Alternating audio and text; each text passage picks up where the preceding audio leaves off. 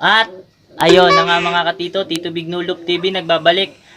Panibagong video na naman tayo ngayong araw mga katito. Kung bago ka pa nga lang sa akin channel, huwag mong kalimutan mag-like and subscribe at i-hit yung bell button para lagi kang updated sa ating mga bagong videos na parating mga katito. Pag-uusapan niya natin ngayong araw ay ang pag-uusapan natin ngayong araw mga katito ay ito. Nakalagay sa training box, may bago tayong ibon. May bago tayong foundation bird mga katito. At napakagandang ibon itong nabili ko. Doon sa tropa ko, nag-out siya ng mga kalapati mga katito. At nakakuha tayo ng isa. Yan sa murang halaga lang. Ito papasilip ko sa inyo mga katito. Yan. Oh no! Yan. Napakagandang ibon. Ready to breed na nga siya mga katito. Namumulbos na yung kanyang mga balahibo yan. Ipapakita ko yan sa inyo, kapakita natin mamaya. At titingnan natin yung hipo niya kung maganda. I-update ko na rin kayo dito sa ipaparapol natin kung malaki na ba, kung maganda na ba yung katawan nila, yung mga inakay.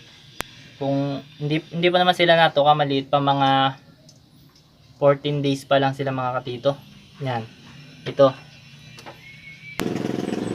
yan mga katito, isa na nga ito sa magiging foundation ng Tito Big Nulup mga katito. Sa Tito Big Nulup, isa na siya sa magiging foundation bird natin. Ipapakita ko sa inyo yung ibon.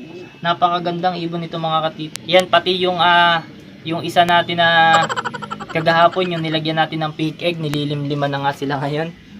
Yan, pag napisahan nyo yan, napakatigas nyan.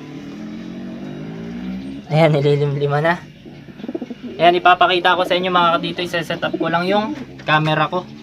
Siguro unahin na muna natin itong ipapakita ko sa inyo, ipaparapol na ibon. Yan siya nga pala mga katito, dun sa mga taga Quezon Province na gustong sumali. Abangan nyo na yung ipaparapol natin. At marami pa tayong ipaparapol mga katito. Sunod-sunod nga ito. Dahil pagkaparapol natin ng isa, isusunod na agad natin yung kapatid niya mga katito. Ipaparapol na din agad natin. At kapag ito ay umitlog, ipaparapol na din agad natin yan. Tinutuka tayo. Mabait yan mga katito. Yan, ipaparapol na din agad natin kapag nagkainakay sila. Yung isa i-stock bird natin. Pero kapag maganda yung parapol natin sa kanila, pwedeng iparapol na din natin muna. Akin na lang yung pangalawang clutch mga katito. At ipapakita ko na rin sa inyo yung laman, itong ibon na to. Kung anong lahi ba nito. Sasabihin ko din sa inyo kung anong lahi ng ibon. Yan, simulan muna natin dito dun sa ipaparapol natin mga katito.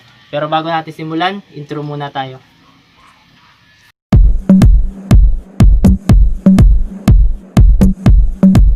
Tito Big Nulup TV.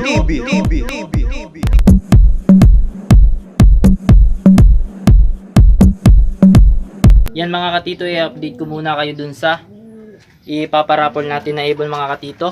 Siya nga pala, mas maganda kung kayo na lang yung kukuha dito kapag kayo yung nanalo, kayo na lang yung kukuha dito sa loop natin para maganda yung pagbigay ko sa inyo ng ibon, para malaman nyo din, makita nyo din yung magulang nila mga katito, at para hindi na rin tayo mahirapan sa pagbiyahe-biyahe.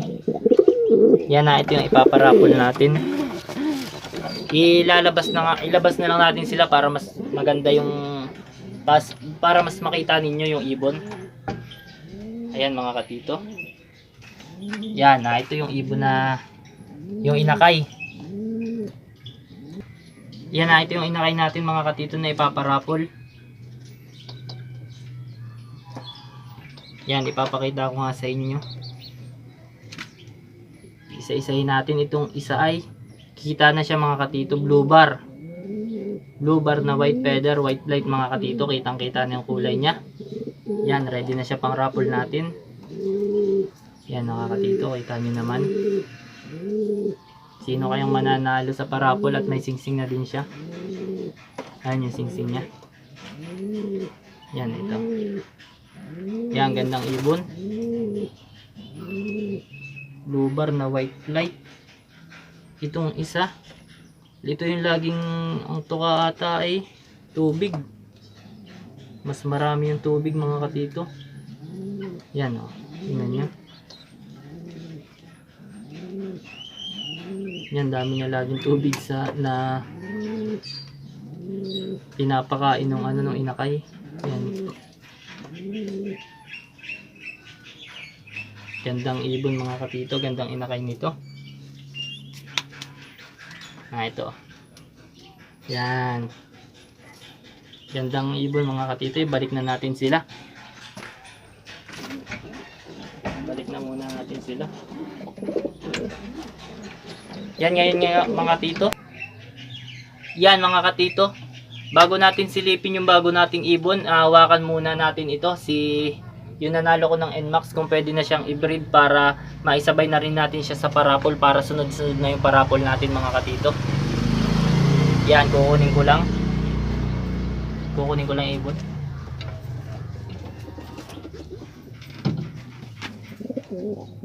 Yan, ito nga yung nanalo natin ng NMAX at yung anak nila ay ipaparapol din natin mga katito. Yan, maganda yung kulay niya. Ito. Magaganda yung inilalabas nito sa akin na anak, mga grazer din na mas maano pa sa kanya yung kulay, papakita ko sa inyo. Yan, ipaparapol nga natin. Pwede na, hindi pa masyadong buo yung katawan niya. Kailangan pa natin konting mga 1 linggo pa mga katito para masyadong maliit pa. Papalaki-lakihin pa natin yung katawan niya, hindi pa buo. Yan, ito nga yung inilalabas niyang grazer mga katito. Yan, ito yung grazer na inilalabas. Kak siya, parang gusto ko rin siyang iparis doon. Yan, kak nga itong anak ni NMAX. Ganda, kamukhang kamukha niya kaso mas maganda yung ano niya dito, kulay. Yan, ito nga mga kak. Ito parang gusto ko siyang iparis doon. Pinag-iisipan ko pa lang. Gawa ng masyado pa siyang bata mga katito. Ngayon nga ipapakita ko na sa inyo yung bago nating ibon. Ito, yung bago nating ibon. Yan. Paris na siya, ready to breed mga katito. Yan, ipapakita ko sa inyo, hawakan natin. Yan, ipapakita ko na sa inyo yung bago nating ibon mga katito. Mailap, hindi pa siya sanay. Hindi ata ito na paghahawakan dun sa tropa ko. Napakagandang ibon. Ayan mga katito, kita nyo yung pagka-check niya. Visit yung mata, papakita ko sa inyo. Ayan o. Napakagandang ibon mga katito. Ganda ng katawan niya. Parang gusto ko na siyang i-breed dun sa NMAX winner ko. Yan mga katito. Yan, may lahi nga tong Reiso mga katito. Pero hindi siya pure na Reiso. Yan, gandang ibon. O, kita nyo. Yan o. Yan, ipapakita ko sa inyong nakatindig kung ano yung tindigan niya. Napakadulas. Oh no! Ganda. Oh. Yan, ipapakita ko sa inyong nakatindig mga katito. Ganda oh. Yung pagka-check niya yung ito. Maganda yung yan yung kabila oh. Ang ganda katito. Yan, bagong foundation natin to, hindi ko na to i-out. Gagawin ko na lang breeder din. Ipapakita ko sa inyong nakatayo. Ipapakita ko sa inyo. Dito natin ilalagay yan. I-set up ko lang yung camera ko. Yan, dito natin siya ilagay. Tingnan natin pag nakatayo kung maganda. Yan, ipapakita ko sa inyo. Ito mga katito, yung bago. Oh! Gandang ibon. Kita nyo. Yan, ipo-front lang natin yung camera ko. Yan yung ibon mga katito. Oh, foundation na nga natin siya. Yung napakagandang ibon. Oo. Isa na siya sa foundation natin mga katito. Hahanap tayo ng hen na magandang ipare sa kanya. Gandang ibon. Ganda din ang tindigan niya. Yan, hahanap pa tayo ng hen. Hahanap tayo ngayon ng hen na ipaparis natin sa kanya. Maghahanap-hanap tayo sa mga tropa natin. Baka may i-out din sila na bago. Yan, hahawakan ko lang ulit yung bago nating ibon. Ayan mga katito, hawak na ulit natin yung ibon. Hindi na nga natin siya alisin dito sa titubig mulok. Pakaganda, hahanap na lang tayo ng hen na yan, kung kita nyo to, namumulbos na talaga oh. Yan oh, kung kita nyo, namumulbos na, wala lang tayo na hen na ipaparis pa sa kanya.